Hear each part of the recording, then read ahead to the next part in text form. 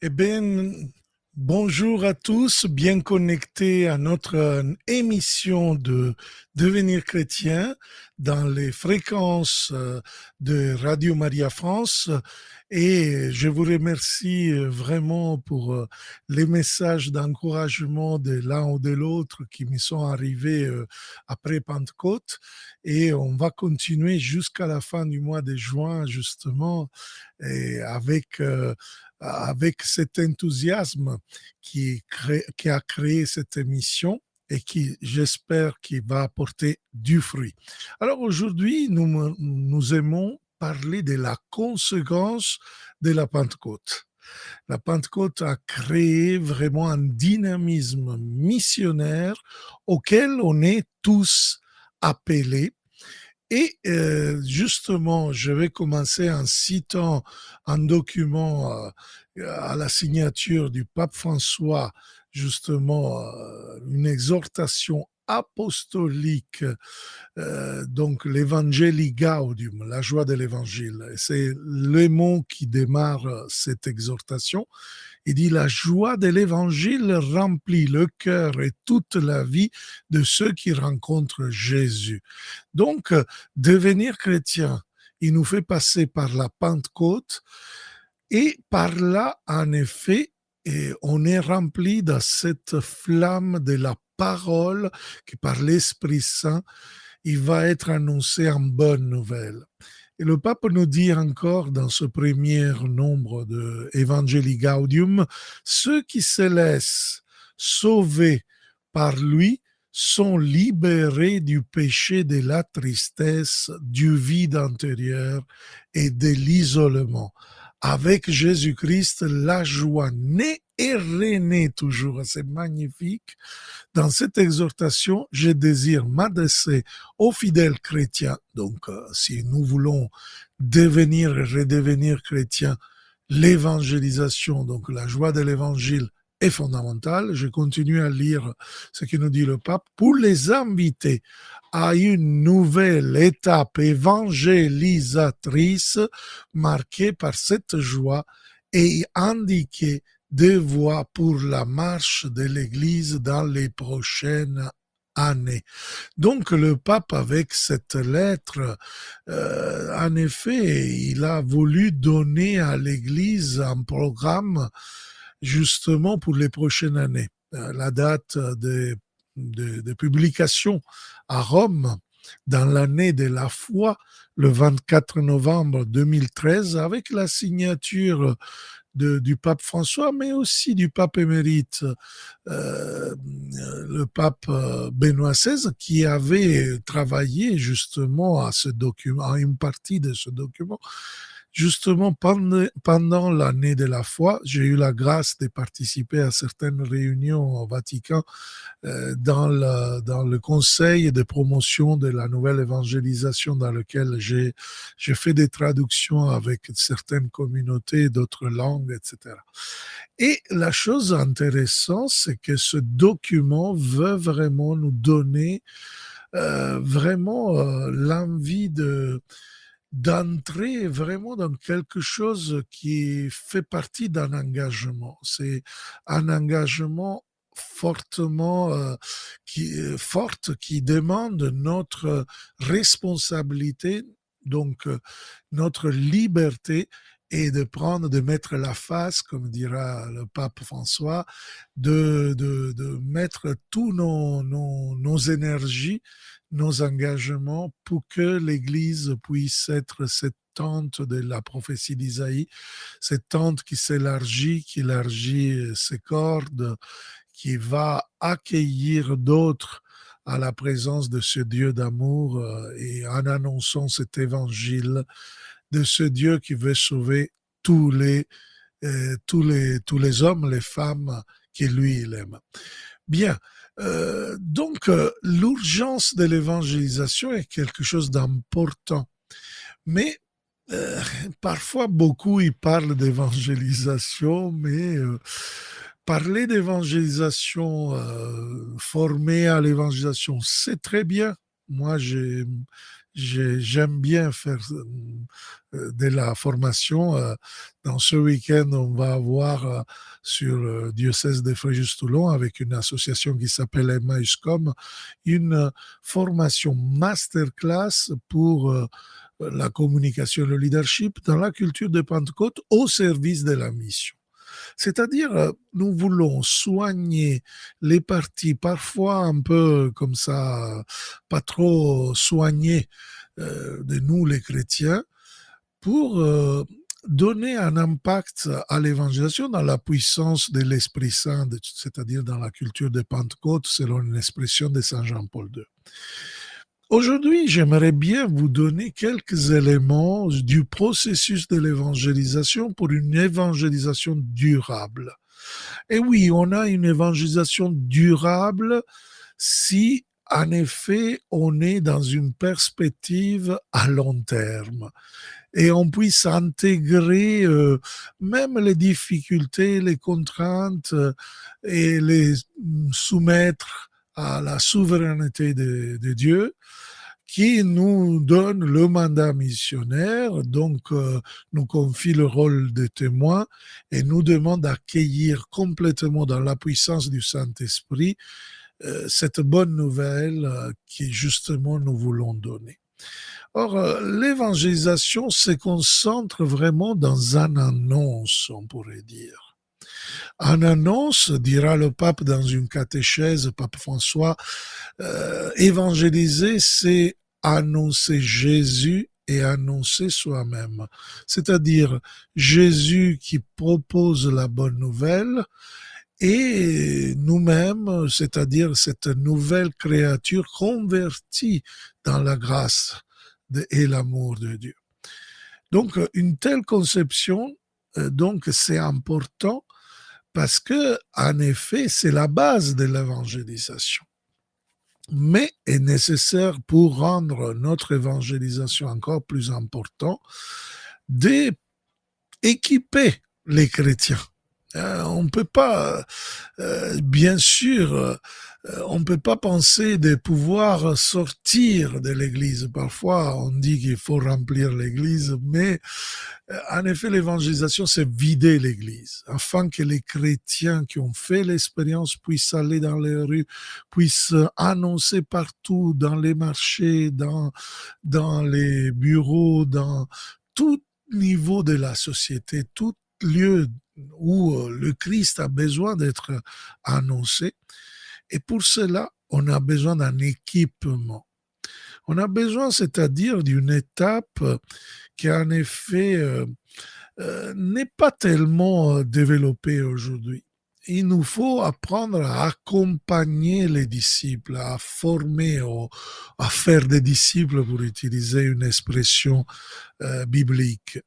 C'est-à-dire comprendre le véritable processus. Le pape, dans l'Evangelii Gaudium numéro 169, nous parle que aujourd'hui, la civilisation paradoxalement blessée par l'anonymat et en même temps obsédée par les détails et la vie des autres, malade de la curiosité morbide, nous pousse à dire que l'Église a besoin d'un regard de proximité. Ça, c'est un leitmotiv de notre pape, pour contempler, s'émouvoir et s'arrêter devant l'autre chaque fois que cela est nécessaire.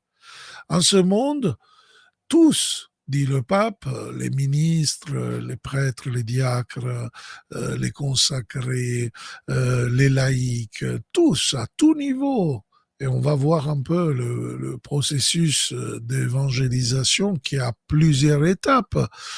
Justement, ils ont besoin de se former fortement pour que, en effet, nous pouvons accompagner. C'est un mot que l'Evangelii Gaudium utilise justement pour pouvoir nous amener à accompagner dans le processus de l'évangélisation.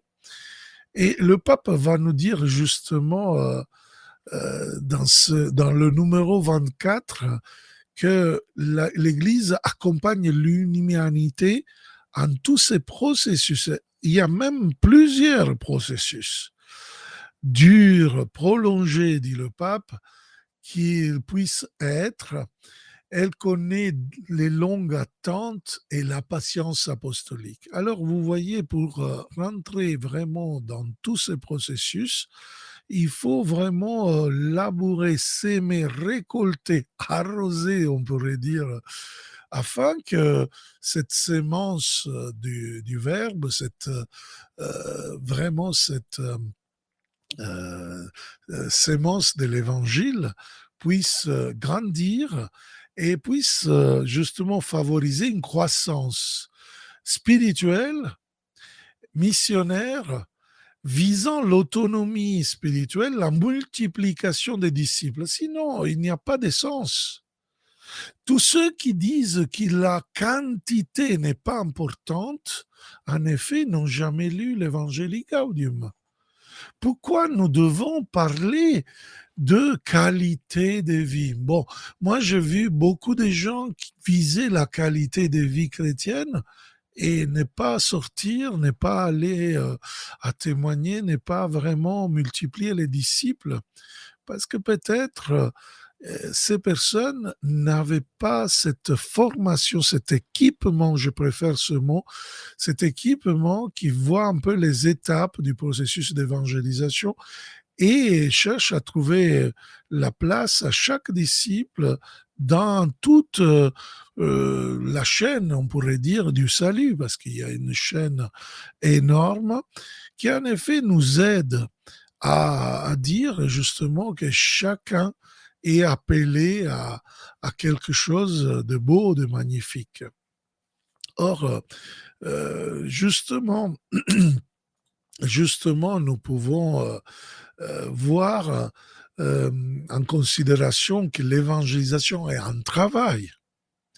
Et ce n'est pas un travail de toute la communauté. Ce n'est pas le travail simplement d'un prédicateur, d'un évêque, d'un prêtre, d'un curé, d'une communauté, des certaines qui s'occupent de l'évangélisation, d'un cours alpha ou je ne sais pas quel autre, voilà, choses qui peuvent nous faire du bien, hein, à l'Église, qu'il y a certaines qui s'occupent de ça et qui certaines qui utilisent en effet des systèmes, des choses qui sont faits justement pour l'évangélisation. Mais on est tous appelés à s'inscrire dans la durée pour éviter le piège qu'on reste toujours dans l'urgence. Le pape parle que la mission de l'Église est dans cet hôpital de campagne. L'Église est dans cet hôpital de campagne qui en effet parfois il fait ce qu'il peut. Alors, je fais une petite pause en disant que si quelqu'un veut intervenir ou poser des questions ou faire des témoignages de leur engagement dans l'évangélisation, vous pouvez appeler le 04 94 209 109 ou sinon écrire en SMS ou en WhatsApp au 07 49 19 05 05. Très bien, frères et sœurs. Alors, nous continuons alors à voir quel est l'important. La première chose importante dans ce processus de l'évangélisation, et là, on a vraiment quelque chose qui nous soulage, c'est quelque chose que Saint Jean-Paul II avait écrit dans la Redentoris Missio, un autre document fondamental pour la mission de l'Église. Là, il parlait de la mission ad gentes. Le Saint-Esprit est le principal acteur de l'évangélisation. Sans le Saint-Esprit, nos efforts sont vains. Nous pouvons faire beaucoup d'activités, nous pouvons faire beaucoup de choses, mais ça va devenir une œuvre qui n'a pas cette puissance qui vient d'en haut, comme dit les Actes des Apôtres au chapitre 1er, verset 8. Ils nous disent justement, vous recevrez une force qui descend sur vous, la force de l'Esprit Saint, dynamis en grec, c'est-à-dire cette puissance, cette force donc qui vous rend capable justement va descendre à Pentecôte les langues de feu pour cette annonce de l'évangile. Donc Jésus rend capable pour après envoyer les apôtres, les disciples. Et donc, sans l'Esprit Saint, nous ne pourrons rien faire. C'est Dieu qui attire, qui appelle. C'est Dieu qui convainc. C'est Dieu qui ouvre le cœur des non-chrétiens à la foi. Leur accord, la repentance, c'est vraiment nécessaire, mais vous voyez, ça nécessite justement cela pour arriver à faire expérience de la connaissance de la vérité, de faire justement cette expérience ontologique à 360 degrés, justement de ce Dieu souverain, de ce Dieu majestueux que agit dans l'évangélisation. Et justement, à l'Église catholique, à un certain moment, on parlait des croisades, hein, des dragonnades, ou je ne sais pas quel autre terme presque pour abattre. On le voit même dans les écrits des saints. C'est très beau voir, par exemple, dans les écrits de Sainte Thérèse de l'Enfant Jésus, comme Sainte Thérèse, par exemple, va dire qu'il aimerait bien être comme un missionnaire pour planter la croix sur le territoire des non-croyants. Donc, parfois, on a cette image, voilà, presque de la conquête. Hein. Mais attention, c'est le royaume de Dieu, c'est la souveraineté de Dieu. Ce n'est pas un royaume fait par des personnes, ce n'est pas une culture à imposer à quelqu'un, ce n'est pas des manières de voir qui on va imposer à qui ne croit pas. Ce n'est pas marketing, c'est vraiment manifester ce roi qui se rend serviteur avec son amour. Donc, nous demande aussi, ce n'est pas de vendre la foi à bon marché, ça nous demande justement un témoignage d'une foi aimante, vivante, authentique. Une autre chose importante, c'est le mandat à l'évangélisation. C'est vraiment ce que le Seigneur nous donne à vivre vraiment comment dire, dans toutes les initiatives, dans toutes les activités missionnaires. Le Seigneur nous demande justement de aller. Et voilà, c'est le grand mandat de l'évangile, aller évangéliser.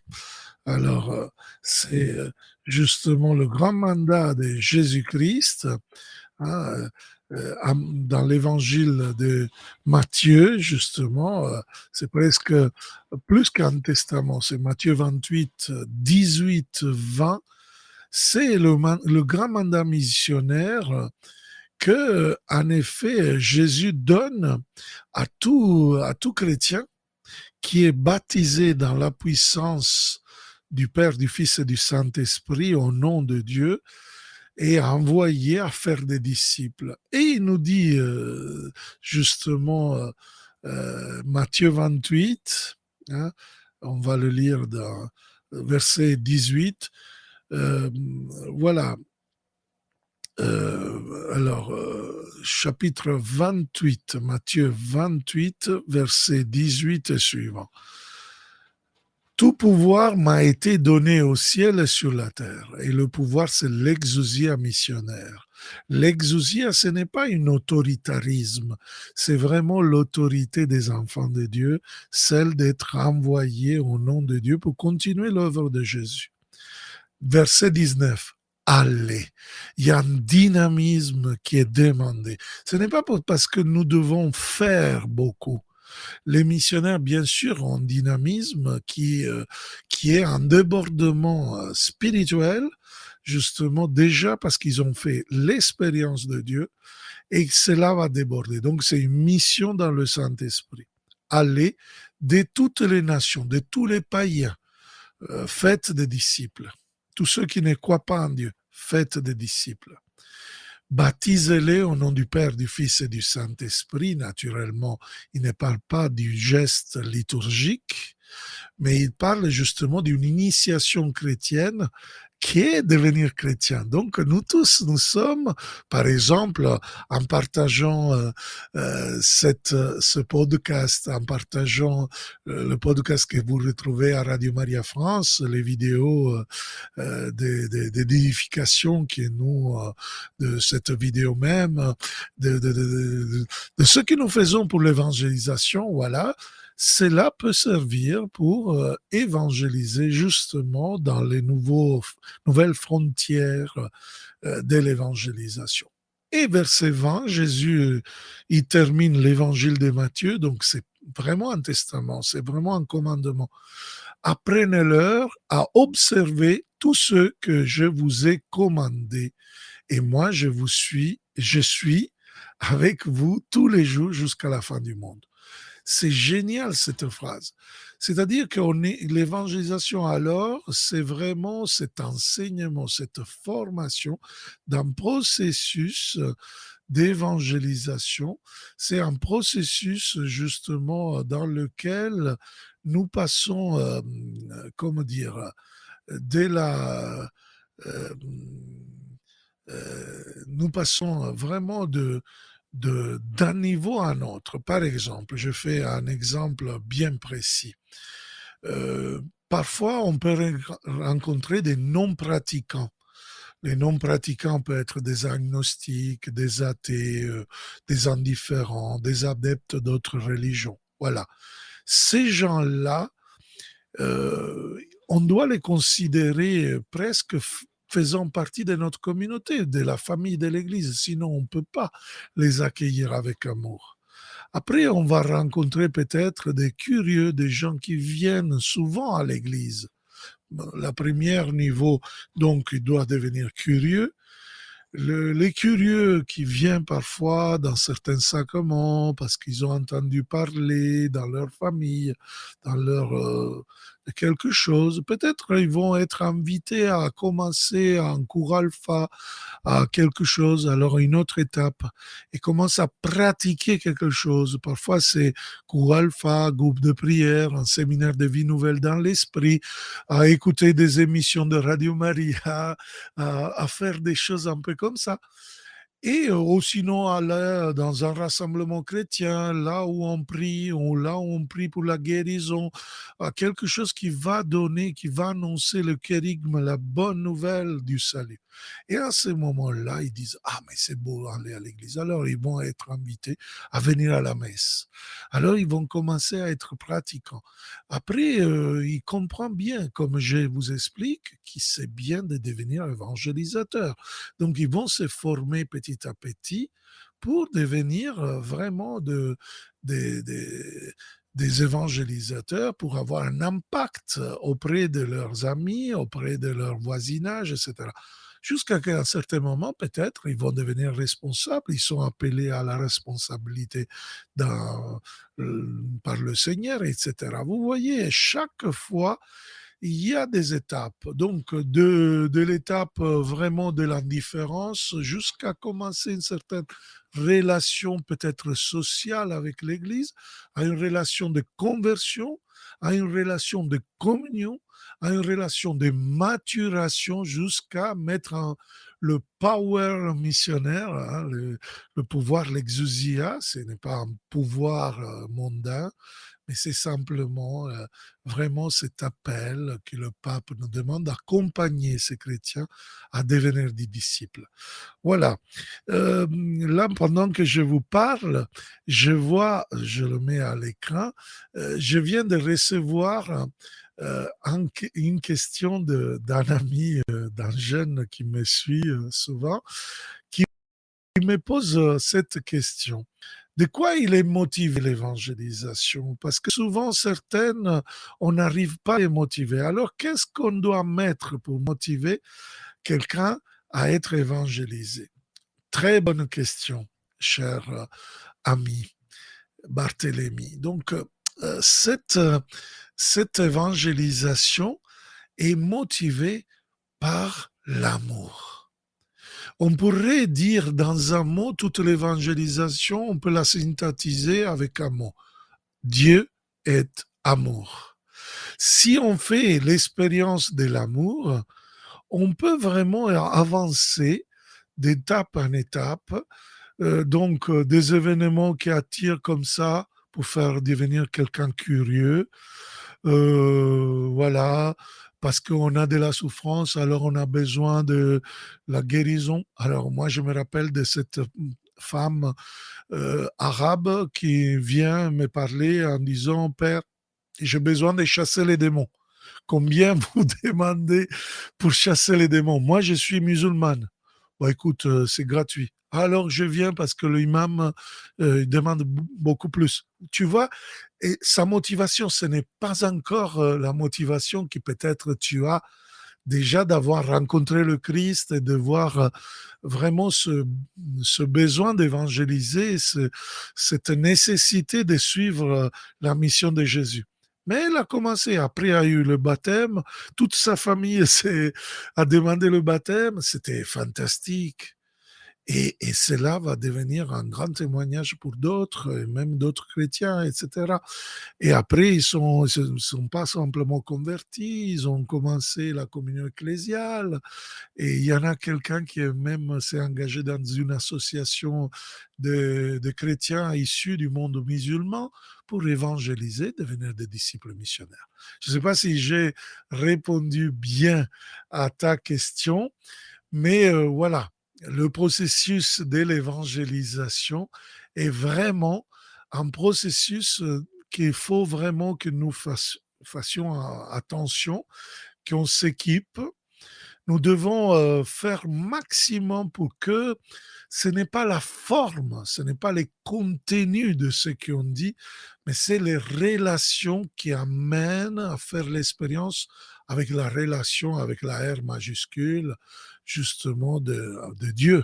C'est Dieu qui convertit le cœur, mais combien parfois on n'arrive pas à mener ces gens à cette expérience-là, simplement parce que justement ces gens, ils n'ont pas fait cette expérience merveilleuse de Dieu à cause d'une communauté trop fermée ou nous qui on n'est pas disponible à la convivialité, à la proximité.